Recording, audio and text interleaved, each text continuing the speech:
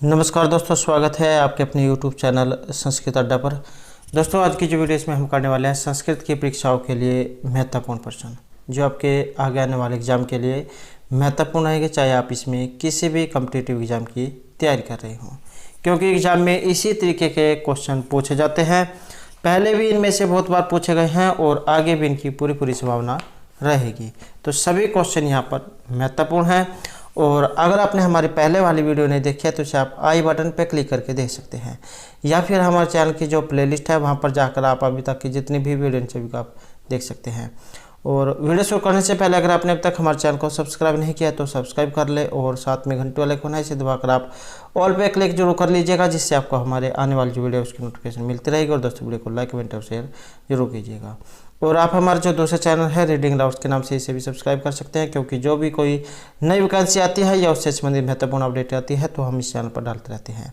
और इसका जो लिंक है आपको इस वीडियो के डिस्क्रिप्शन में मिल जाएगा, तो वहाँ से आप हमारे चैनल पर पहुँच जाओगे, या फिर आप रीडिंग लवर्स के नाम से भी सर्च करके हमारे चैनल पर पहुँच सकते हैं। तो हमारा जो यहाँ पर पहला क्वेश्चन रहेगा मैत्रायणी शाखा से है। ये जो मैत्रायणी शाखा जो है इसका संबंध इनमें से किस वेद के साथ है? और चार जो ये यहाँ पर वेद माने गए हैं, ऋग यजुः साम, अथर्ववेद, ऋग्वेद, यजुर्वेद, सामवेद और अथर्ववेद। ये जो ऋग्वेद जो है इसके ऋत्विक नाम है होता। सबसे प्राचीन वेद ऋग्वेद को माना गया है। उसके बाद दूसरे नंबर पे आपका जो यजुर्वेद है ये आ जाता है और इसके ऋत्विक का नाम है अथर्वव्यू। और दो वेदों में बटा हुआ है, कृष्ण यजुर्वेद और शुक्ल यजुर्वेद में। उसके बाद आ जाता है आपका सामवेद और इसके ऋत्विक का नाम है उद्गाता। और नंबर 4 रहेगा अथर्ववेद। अथर्व जो ऋषि है उनके नाम पर इसका नाम जो है पड़ा था, और इसके ऋत्विक का नाम है ब्रह्मा। तो इस प्रकार से यहाँ पर 4 वेद हैं। और बात करें यहाँ पर इस मैत्रायणी शाखा की, तो इसका संबंध इसमें से किसके साथ है? तो यजुर्वेद से इसका संबंध है। और यजुर्वेद में भी जो आपकी यहाँ पर कृष्ण जो यजुर्वेद है वहाँ से इसका संबंध है। तो मैत्रायणी शाखा कृष्ण यजुर्वेद से संबंधित है। और 4 इसमें कांड हैं, 54 पर पाठक और 2144 मंत्र मैत्रायणी जो शाखा है इसमें माने गए हैं। और जैसे यहाँ पर ये आपकी मैत्रायणी शाखा ये है यजुर्वेद में, इनके अलावा और कौन कौन सी हैं? जैसे शुक्ल यजुर्वेद है, इसमें रहेगी आपकी मादधीन या फिर वाजस्नेयी और कन्नव शाखा। या तो एग्जाम में मादधीन दिया गया होगा या फिर वाजस्नेयी दिया गया होगा, इन दोनों में से एक दिया गया होगा। इसी का ही ये नाम कह सकते हैं आप, मादधीन या वाजस्नेयी शाखा, और दूसरी रहेगी कन्नव शाखा। और ये तो है यहाँ पर शुक्ल यजुर्वेद में। और बात करें यहाँ पर कृष्ण यजुर्वेद की, तो इसमें आपकी तैत्तिरीय शाखा, मैत्रायणी, कठ और कपिस्थल शाखा, ये 4 शाखाएं आपकी कृष्ण जो यजुर्वेद है इसमें हैं। नेक्स्ट यहाँ पर क्वेश्चन रहेगा हमारा कौशितकी ब्राह्मण से। ये जो यहाँ पर कौशितकी जो ब्राह्मण आया है ये किस वेद से संबंधित है? तो यहाँ पर हमारा जो इसमें सी आंसर जो है ये रहेगा ऑप्शन सी, ऋग्वेद। तो ऋग्वेद जो वहाँ से लिया गया है। और बात करें यहाँ पर ऋग्वेद की, तो इसके ऋत्विक का नाम है होता। और 1028 सूक्त, मंत्र 10,580, 1/4 और मंडल है इसमें 10। और प्रारंभिक सूक्त इसका अग्नि सूक्त है और लास्ट का माना गया है समज्ञान सूक्त, ये वाला जो समज्ञान जो होता है। और बात करें यहाँ पर इसके अभी ये ब्राह्मणों की, तो इसमें जो 2 ब्राह्मण ये माने गए हैं, ऐत्रेय ब्राह्मण और शाखायन ब्राह्मण। एग्जाम में शाखायन भी आ सकता है या फिर ये कौशितकी ये वाला, ये तो एग्जाम में कौशितकी दिया गया होगा या फिर शाखायन। बात एक ही है, दोनों में से एक हो सकता है, क्योंकि यहाँ पर इसमें 2 ब्राह्मण हैं, ऐत्रेय, शाखायन या फिर कौशितकी ब्राह्मण। और ऋग्वेद से इसका संबंध है। नेक्स्ट है यहाँ पर उशंति घाते अमृता से एतदेकस्य। तो यहाँ पर एक ये जो मंत्र आया है, तो ये मंत्र आपने इसमें बताना है कि कहाँ से ये लिया गया है। और एग्ज़ाम की दृष्टि से जो है यहाँ पर ये सभी सूक्त महत्वपूर्ण है, क्योंकि एग्ज़ाम में जो सूक्त जो है ये जरूर आते हैं और इनके ऊपर हमारे द्वारा पहले भी जो अलग से वीडियो बनाई गई है, तो आप इन सभी को हमारे चैनल की प्लेलिस्ट में जाकर देख सकते हैं। और बात करें यहाँ पर इस मंत्र की, तो इस मंत्र का जो संबंध है ये यम यमी जो आपका यहाँ पर सूक्त जो आया है वहाँ से इसका संबंध है। और ये जो यहाँ पर यम यमी जो है ये दोनों जो है भाई और बहन हैं। तो और एक एग्ज़ाम में इनके बारे में जो पूछा जाता है कि जैसे मंडल जो है कि किस मंडल का कौन सा ये सूक्त है, तो एग्ज़ाम में आपको इस प्रकार भी देखने को मिल सकता है, ये वाला 10-10 जैसे। तो ये आपका यम यमी जो सूक्त है 10वें मंडल का 10वां ये सूक्त है यम यमी। और मंत्रों की संख्या की बात करें तो इसमें 14 मंत्र हैं। ऋषि यमी और यम जो इसमें रहेंगे, देवता इसके यमी यमी दोनों ही हैं, छंद त्रिष्टुप है।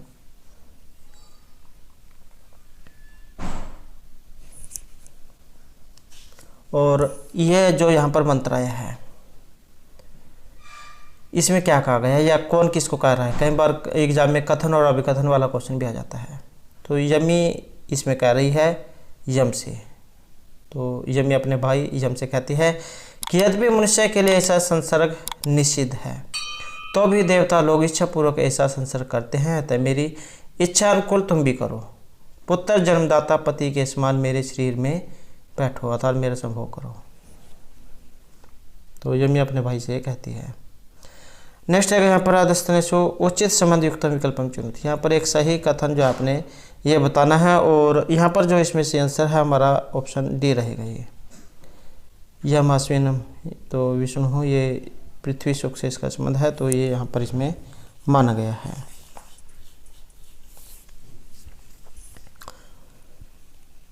नेक्स्ट जो क्वेश्चन आएगा यहाँ पर त्रिष्टुप छंद से है, तो ये छंद भी जो यहाँ पर महत्वपूर्ण है क्योंकि ये भी एग्जाम में जरूर आते हैं।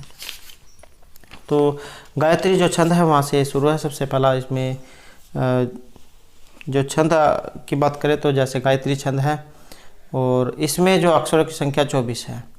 उसके बाद गायत्री, उष्णिक, अनुष्टुप, वृत्ति, पंक्ति, त्रिष्टुप, जगति, अतिजगति, शकवरी, अतिशकवरी, अष्टि, अत्यष्टि, धृति, उसके बाद अधिधृति, कृति, प्रकृति, आकृति, विकृति, संस्कृति, अविकृति और उत्कृति।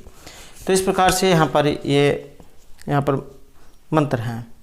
सबसे पहला आपका जो यहाँ पर ये गायत्री है जिसमें अक्षर की संख्या 24 है और उसके बाद जो यहाँ पर 4-4 अक्षर इसमें बढ़ते चल जाते हैं। तो गायत्री, उष्णिक, अनुष्टुप, वृत्ति, पंक्ति, त्रिष्टुप।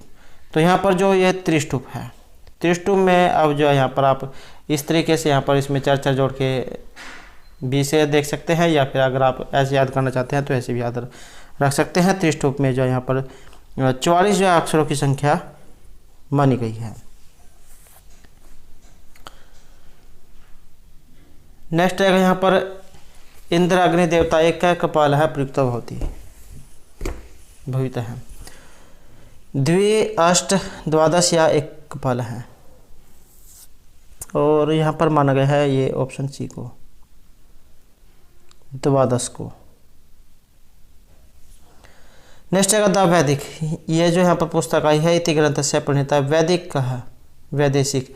तो यहाँ पर ये विदेशी है, इनमें इस पुस्तक के रचयिता और इनका नाम जो है आपने बताना है। और इनका जो यहाँ पर नाम माना गया है ये एम ब्लूमफील्ड महोदय है। तो ये जो पुस्तक जो है इनके ये रचयिता है। नेक्स्ट है सामवेदीय वृषभ है देवता स्वरो कत्मी त्रैस्वरे अंत भवता है। इस प्रकार का यहाँ पर भी जो है एक ये उक्ति आई है सामवेदीय से और इसका संबंध किसके साथ है, और ये रहेगा आपका अनुदात के साथ। और अनुदात का मतलब होता है नीचे और उदात का मतलब होता है ऊपर।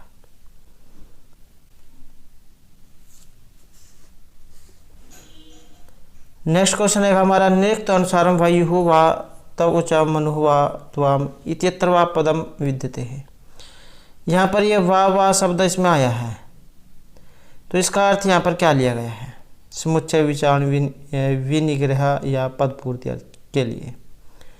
तो वह जो यहाँ पर आया है ये समुच्चय अर्थ के लिए यहाँ पर प्रयुक्त हुआ है, निरुक्त के अनुसार। और ये जो निरुक्त जो है यास्कजहन के द्वारा ये रचित है। नेक्स्ट है यस्मिन इंद्र वरुण मित्र है अयम देवहा ओकांसी चकीरे इत्यत्र ओकांसी पदस्य का अर्थ है। ये जो शब्द आया है इसका अर्थ यहाँ पर क्या लिया गया है? और इसका जो यहाँ पर संबंध है ये ऑप्शन रहेगा हमारा डी।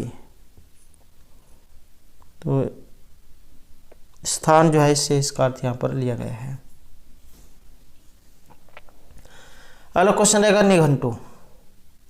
निघंटु ग्रंथे कांडानि सन्ति। ये जो निघंटु जो यहाँ पर ग्रंथ है इसमें कांडों की जो संख्या है ये कितनी है? निघंटु जो इसमें कांडों की संख्या रहेगी 3। नेक्स्ट क्वेश्चन है हमारा, यत मनसन मनुते येन अहुमन है मतमीति उदाहरण वर्तते। तो इस प्रकार का यहाँ पर जो है एक ये मंत्र है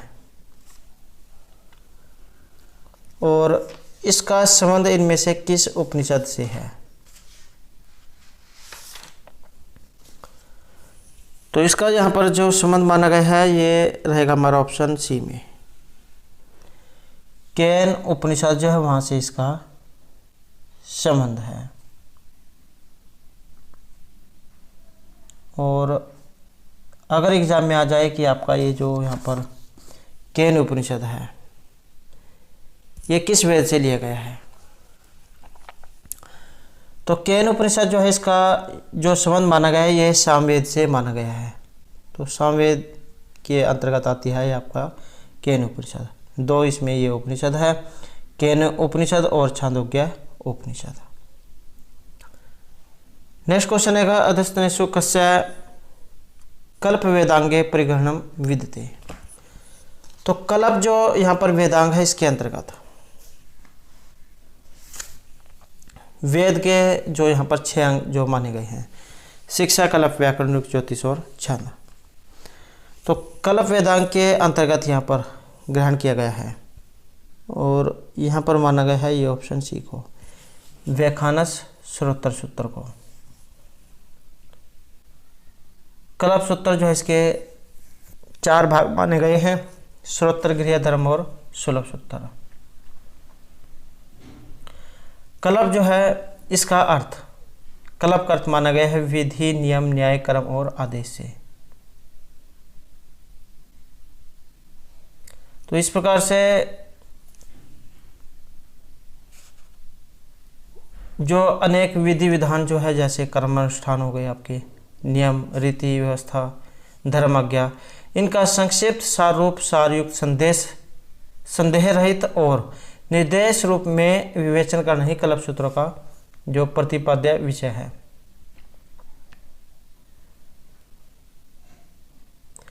और ये जो ब्राह्मण ग्रंथ जो थे ये लंबे लंबे होते थे और कठिन वर्णन होने के कारण इनको संक्षेप में करने के लिए कल्प सूत्रों की रचना हुई।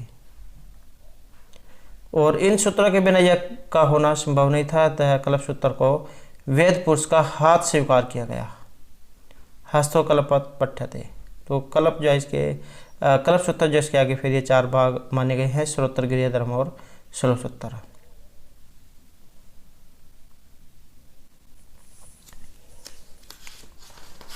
एग्जाम में जो है यहाँ पर सिर्फ इतना ही आता है कि ये वेद की पुरुष के किस अंग से इनकी उत्पत्ति हुई है।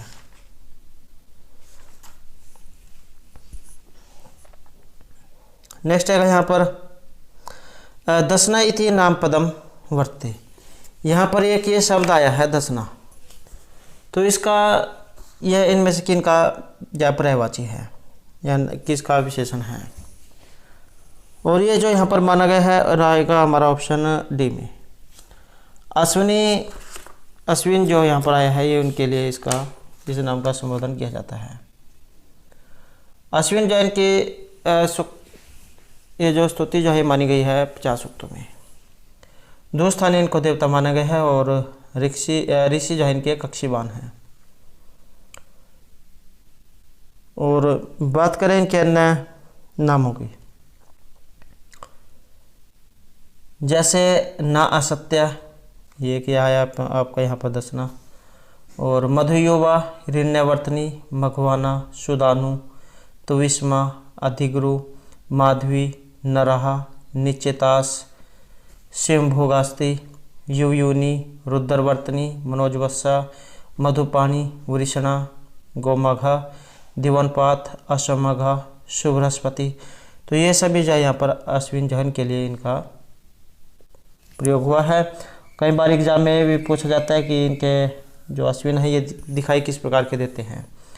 तो अश्विन अत्यंत सुंदर तथा सदैव युवावस्था को प्राप्त होने वाले हैं। धव इनके पिता और सूर्यपुत्री सूर्या इनकी पत्नी है। मधु इनका प्रिय पेय है। मार्ग, रथ, अंकुश और सब मधुमेह माने गए हैं। ये युगल देवता प्राणियों को विपत्ति से मुक्ति दिलाने वाले और देवताओं के कुशल वैद्य हैं। इनका जो रथ है अश्व, बैल, घड़ियाल या पक्षियों के द्वारा खींचा जाता है।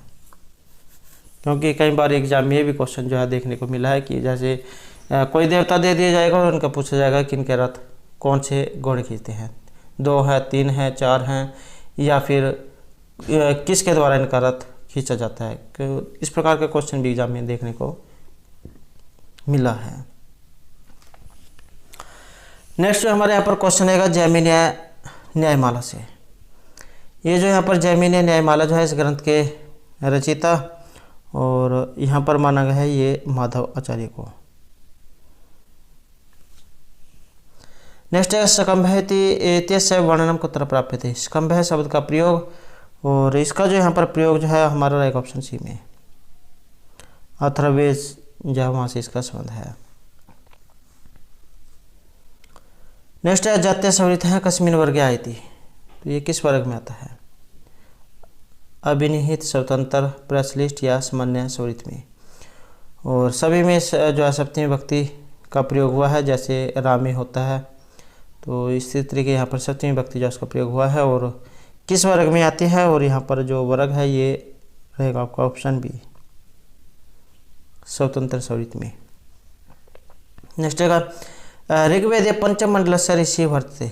ऋग्वेद का जो 5वां मंडल है इसका जो ऋषि है यहाँ पर ये किन्हें माना गया है, और यहाँ पर जो आंसर है ये रहेगा आपका ऑप्शन डी, अत्रि ऋषि को। नेक्स्ट है भरत स्वामी न कस्य वेद संहिताया भाष्यमा रचितम। तो भरत स्वामी के द्वारा यहाँ पर ये वेद संहिता भाष्य लिखा गया है, तो कौन सा है? और यहाँ पर जो इसमें माना गया है ये साम संहिता जो है इसे माना गया है, ऑप्शन सी। नेक्स्ट हमारे यहाँ पर क्वेश्चन रहेगा ऋग प्रतिशाखे से चतुर्थ पटल से किम नाम। ये जो ऋग्वेद है इसका जो चौथा जो पटल है इसका नाम संधि संहिता स्वर या नति पटल। तो ऋग प्रतिशाखा का जो यहाँ पर चतुर्थ पटल जो है इसका नाम यहाँ पर माना गया है ये संधि पटल, ऑप्शन रहेगा ए। नेक्स्ट जो यहाँ पर रहेगा ब्राह्मण सर्वस्व नामक नाम का वेद भाष्यम केन विरचितम। तो ब्राह्मण सर्वस्व नामक वेद भाष्य लिखा गया है और ये रचित माना गया है। तो इसका जो यहाँ पर संबंध जो है ये रहेगा ऑप्शन बी में, हलायुध जो है इनके द्वारा, इनसे इनका संबंध है। नेक्स्ट हमारे यहाँ पर जो क्वेश्चन आएगा साम विकार से। साम विकार संति। साम विकार यहाँ पर कितने माने गए हैं? सप्त, चतुर है, त्रय या षट। तो साम विकार जो है यहाँ पर ये माने गए हैं 6। नेक्स्ट है ऐशो का अशुद्ध प्रयोग है। यहाँ पर एक अशुद्ध है, तो ये कौन सा माना गया है? और यहाँ पर इसमें जो शुद्ध जो है ये रहेगा आपका ऑप्शन बी, भूयास में जो है ये अलग माना गया है। नेक्स्ट आएगा सत्री प्रत्यांत। ये जो सत्री प्रत्यांत भू धातु स्त्रियम किम रूपम भवती। तो ये जो प्रत्यय जो है यहाँ पर सत्री प्रत्यय जोड़ने पर पूछा गया है।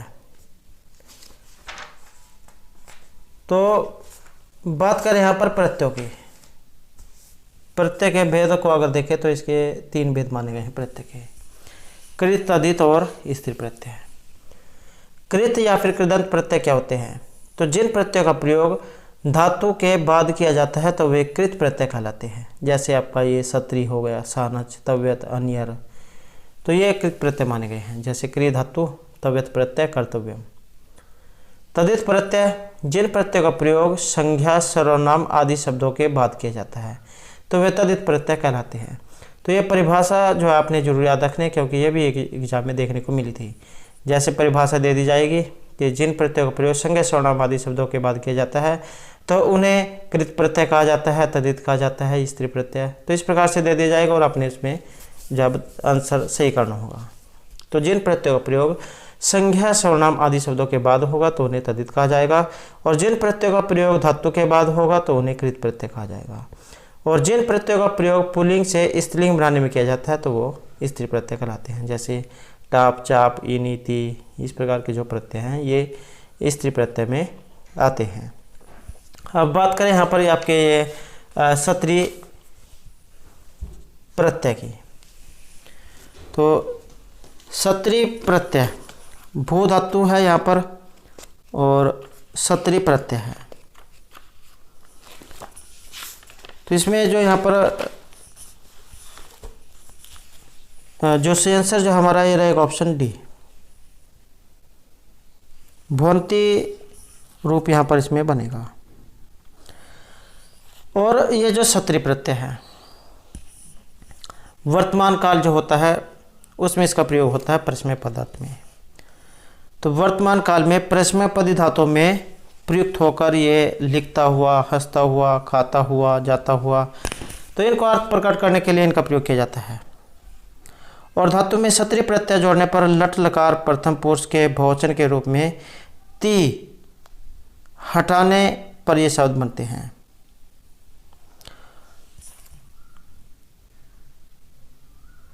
जैसे पठ धातु हो गई आपकी, जैसे आपकी पठ धातु है और सत्री इसमें प्रत्यय है, तो पुल्लिंग और ये आपका स्त्रीलिंग और ये आपका हो गया यहाँ पर नपुंसकलिंग। तो पठ धातु है ये और सत्री प्रत्यय। पुल्लिंग में अगर पूछा जाए तो आपका बनेगा ये पठन। तो पठन जो है आपका ये पुल्लिंग में बनेगा और स्त्रीलिंग में बनेगा आपका पठंती। ये आपका पठंती स्त्रीलिंग में बनेगा और ये जो पठत जो है ये आपका नपुंसकलिंग में बनेगा। तो इस प्रकार से यहाँ पर रूप बनते हैं। जैसे गम धातु हो गई, गम का गच्छन, गच्छन्ति और गच्छत। ऐसे ही लिख का बनेगा लिखन, लिखन्ति, लिखत। इनमें जो ये हर्षवी का प्रयोग होगा, ये जो स्त्रीलिंग में जो रूप बनेंगे तो जिसे आप बड़ी ई कह देते हैं तो जो यहाँ पर प्रयोग में होगी। तो ऐसे ही लिख जो है इसके रूप बनेंगे लिखन, लिखन्ति, लिखत। और ऐसे ही क्रिय के बनेंगे कुर्वन, कुर्वन्ति, कुर्वत। हस के बनेंगे हसन, हसन्ति, हसत। पी और पा धातु जो है पीन अर्थ में पीबन, पीबन्ति, पीबत। दृश्य देखने अर्थ में पश्यन, पश्यन्ति, पश्यत। तो इसी प्रकार के रूप जो है ज़्यादातर एग्जाम में आ जाते हैं, क्योंकि जैसे दृश्य धातु है इसके दृश्य धातु है और रूप इसके अलग चलते हैं। और कथ होगी जैसे कथ्यन, कथयन्ति, कथ्यत। भू होगी आपकी भुवन, भुवन्ति, भवत। और ऐसे ही प्रच धातु है पृच्छन, पृच्छन्ति, पृच्छत। तो एक रूप अगर आप याद कर लेते हो तो इसके जितने भी रूप हैं सभी आप याद कर लोगे। तो सब क्योंकि सभी जो है एक ही समान चलते हैं, तो ये आपने याद रखना है। पुल्लिंग में पठन, स्त्रीलिंग में पठन्ति और नपुंसकलिंग में पठत जो है ये बनता है। नेक्स्ट आएगा यहाँ पर उदंतस्य गुणवाचिनः पांडु शब्दस्य स्त्रीलिंग की रूपम। स्त्रीलिंग में और इसमें इसका जो यहाँ पर माना गया है ऑप्शन हमारा ये रहेगा आपका ऑप्शन ए, पांडु हो। और यहाँ पर ये 2 बन रहे हैं इसमें, तो ऑप्शन ए को यहाँ पर इसमें माना गया है। नेक्स्ट है संप्रवदन्ते है ब्रह्मणा इत्यत्र आत्मनेपद विधायकम किम अनुशासनम। और इसमें यहाँ पर माना गया है ऑप्शन ए को व्यक्तवाचम समुच्चारणे। नेक्स्ट जो हमारे यहाँ पर क्वेश्चन रहेगा न्याय कथा इत्यत्र न्याय तत्पुरुष समास का जो उदाहरण है कौन सा है। और ये जो यहाँ पर न्याय तत्पुरुष समास जो है ये भी महत्वपूर्ण है, क्योंकि ये भी एग्जाम में जरूर आता है, समास वाला जो क्वेश्चन है। और न्याय तत्पुरुष समास ये क्या होता है या किसका भेद है ये। तो तत्पुरुष जो समास है इसी का उपभेद है ये। न्याय तत्पुरुष समास, पराधि तत्पुरुष समास, उपपद तत्पुरुष समास, तो ये तत्पुरुष समास के भेद हैं।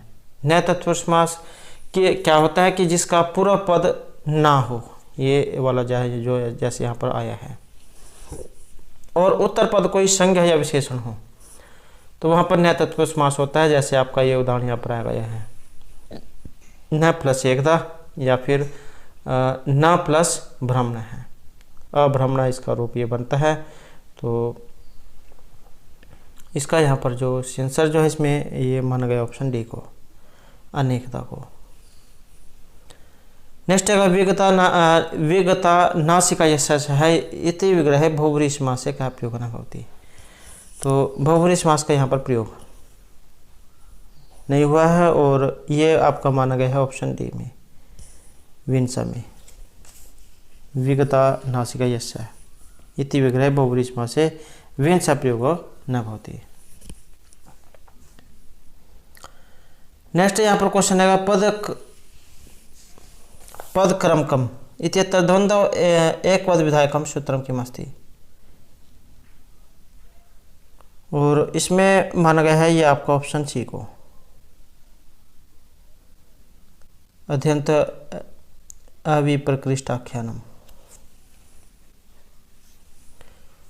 द्वंद्व समास जो है इसमें ज़्यादातर जो पूछा जाता है एग्जाम में, ये इसके जो भेद जो है उसके बारे में ही ज़्यादातर जो है एग्जाम में देखने को मिला है, कि जैसे यहाँ पर द्वंद्व समास जो है इसके जो भेद है ये कौन कौन से हैं। तो जैसे द्वंद्व समास है इसके 3 भेद जो माने गए हैं, इतरेतर समास और एक शेष द्वंद्व समास। तो इन्हीं के ज़्यादातर एग्जाम में उदाहरण आते हैं। इतरेतर द्वंद्व समास जिसका शिव केशव, संहार का पाणिपादम, और एक शेष द्वंद्व समास का उदाहरण पितरव। ज़्यादातर जो एग्जाम में इन्हीं के बारे में देखने को मिला है। नेक्स्ट है राजान है संति अस्मिनिति विग्रह सौ राज्यार्थे का मतवार्थ या प्रयोग है। तो मतवार्थ में यहाँ पर ये जो प्रयोग है ये आपने बताना है।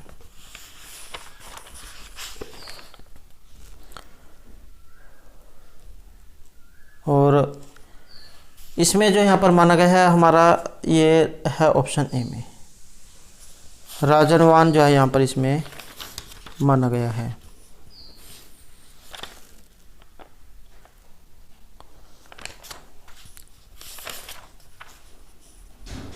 नेक्स्ट जो यहाँ पर क्वेश्चन है हमारा विवृद्धो कर्णो यस्य साहित्य विग्रह स्वराज्यार्थ का मतवार्थ प्रयोग है। और यहाँ पर भी जो है ऐसे ही सेम जो है यहाँ पर उदाहरण ये आया है।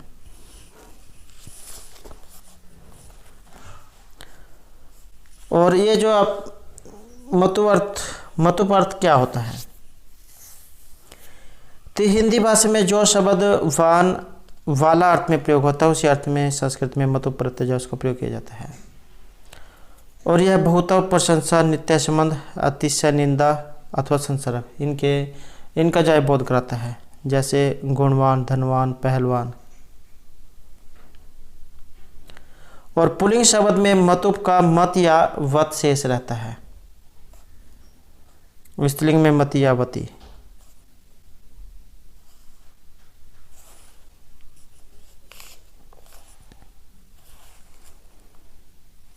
और यहाँ पर ये मतु अर्थ में प्रयोग इसमें माना गया है ऑप्शन डी, कर्णमान जो है यहाँ पर इसमें माना गया है।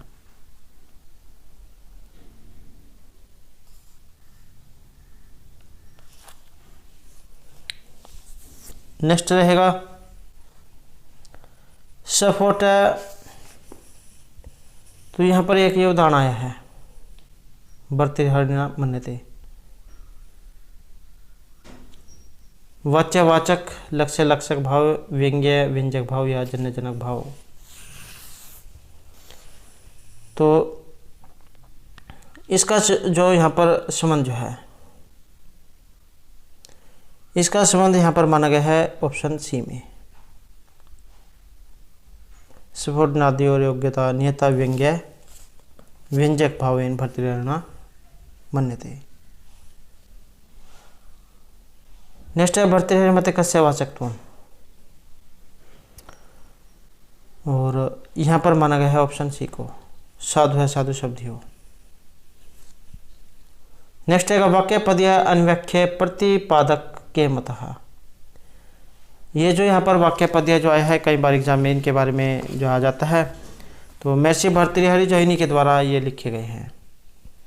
और शतक त्रय जो उसके लिए इनको जाना जाता है, 3 शतक इन्होंने जो लिखे थे, नीति श्रृंगार और वैराग्य शतक। तो और ये जो एक वाक्य पद्यम जो है, ये भी इनके द्वारा ही लिखा गया है। तो वाक्य पद्य अन्व्याख्य प्रतिपादक के मतः, और यहाँ पर इनका जो अर्थ है रहेगा ऑप्शन बी में, शब्दों से, शब्दः।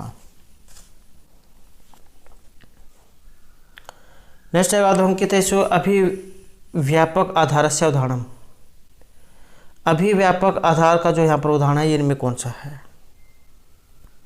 और ये भी क्वेश्चन वेरी इंपॉर्टेंट है, क्योंकि इसके जो उदाहरण हैं ये एग्जाम में आते हैं। सप्तमी जो विभक्ति है उसमें इसका प्रयोग होता है, और 3 प्रकार यहाँ पर जो ये जो आधार जो है, आधार इसके 3 प्रकार माने गए हैं। 3 प्रकार कौन कौन से हैं? जैसे आपका औपश्लेषिक, वैशेषिक और एक ये अभिव्यापक।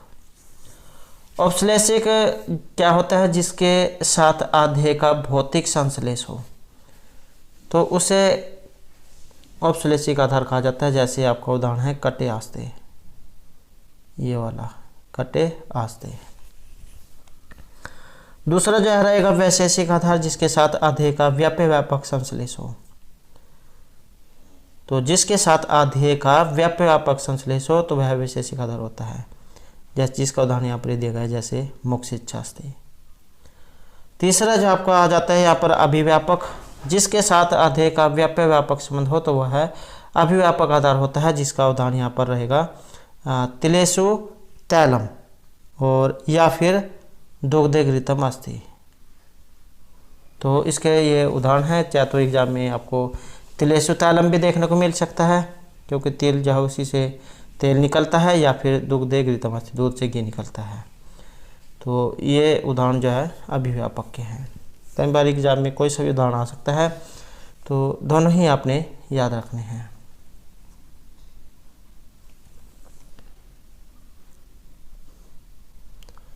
नेक्स्ट है मातुः निलीयते कृष्ण इत्यत्र आपादान संज्ञा विधायक सूत्रम। तो यहाँ पर आपादान संज्ञा करने वाला जो सूत्र है, ये इनमें कौन सा है?